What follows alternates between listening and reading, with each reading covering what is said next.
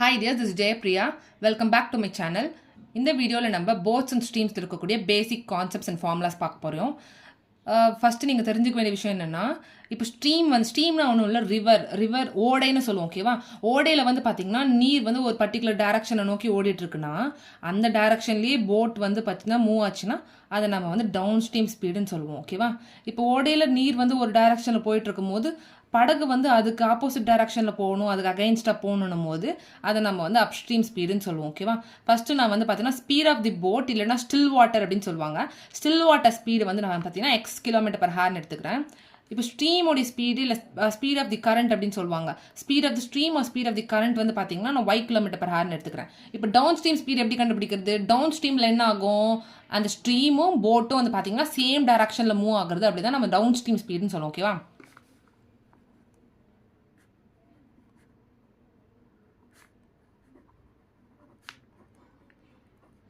Down stream speed அப்போ நம்ம என்ன பண்ணணும், போட்டும் வாட்டரும் பார்த்தீங்கன்னா ஸ்ட்ரீமும் ஒரே டைரக்ஷனில் மூவ் ஆகுது தான் நம்ம டவுன் ஸ்ட்ரீம்னு சொல்லுவோம். அதை ஸ்பீடு கண்டுபிடிக்கிறதுக்கு என்ன பண்ணணும், போட்டோடைய ஸ்பீடையும் ஸ்ட்ரீமோடைய ஸ்பீடையும் ஆட் பண்ணால் நமக்கு டவுன் ஸ்ட்ரீம் ஸ்பீடு கண்டுபிடிச்சிடலாம். இதான் அதுக்கு ஃபார்முலா, சிம்பிள். டவுன் ஸ்ட்ரீம் என்னது, along the water along the stream move ஆவர் தான் டவுன் ஸ்ட்ரீம்.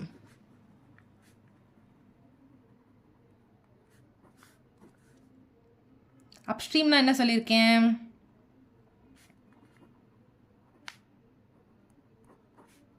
அப்ஸ்ட்ரீம் ஸ்பீடுனும் போது வாட்டர் ஒரு டைரக்ஷனில் ஸ்ட்ரீம் ஒரு டைரக்ஷனில் மூவ் ஆகிட்டு இருக்கும்போது போட் உங்களுக்கு அதுக்கு அகெயின்ஸ்டாக மூவ் ஆகிறது தான் நமக்கு அப்ஸ்ட்ரீம் ஸ்பீடு.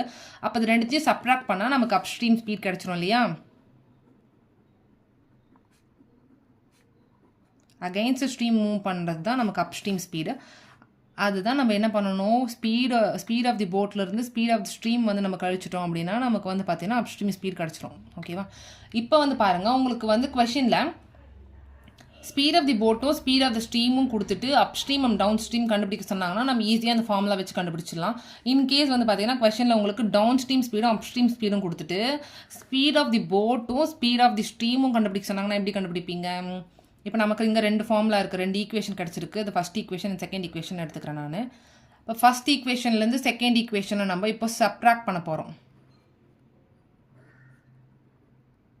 ஈக்குவேஷன் 1லேருந்து 2 கழிக்கிறோம் அப்படின்னா நம்மளுக்கு x plus y is equal to downstream, x minus y is equal to upstream இருக்குது. இதை நம்ம சப்ராக்ட் பண்ணுறோம். அப்போ என்ன ஆகும், x கேன்சல் ஆகிடும். 2y is equal to downstream minus upstreamனு கிடைக்கும். So y is equal to downstream minus upstream divided by 2ன்னு கிடைக்கும். ஓகேவா? இதெல்லாம் ஃபார்முலாஸ். நீங்கள் இப்போ நமக்கு என்ன stream of the speed of the stream கேட்டாங்கன்னா downstream and upstream speed கொடுத்துட்டு நம்ம என்ன பண்ணணும், அது ரெண்டுத்தையும் சப்ராக்ட் பண்ணி அதோடைய ஆவரேஜ் எடுத்தோம் அப்படின்னா நமக்கு பார்த்தீங்கன்னா ஸ்பீட் ஆஃப் தி ஸ்ட்ரீம் கிடச்சிரும். Likewise equation 1 and 2 add பண்ணுங்க.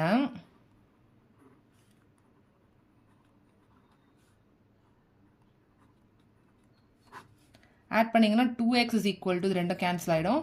Down stream speed plus upstream speed கிடைக்கும். So x is equal to downstream plus upstream speed divided by 2ன்னு கிடைக்கும். ஓகே, இதுதான், இவ்வளோதான் சிம்பிள் ஃபார்முலாஸ் தான் நீங்கள் ஞாபகம் வச்சுக்க வேண்டியது. ஒன்று போட் ஸ்பீடு, இது boat speed of the boat, speed of the stream, downstream speed, upstream speed. Speed of the boat x, speed of the stream y, downstream ஸ்பீடுன்னும் போது ரெண்டுத்தையும் நமக்கு ஆட் பண்ணிக்கணும். அப் ஸ்ட்ரீம் ஸ்பீடுன்னும் போது ரெண்டுத்தையும் நம்ம சப்ராக்ட் பண்ணிக்கணும். இன்கேஸ் பார்த்தீங்கன்னா downstream and upstream கொடுத்துருந்தாங்கன்னா ஸ்பீட் ஆஃப் த போட் கண்டுபிடிக்கிறதுக்கு என்ன formula, downstream speed plus upstream speed divided by 2.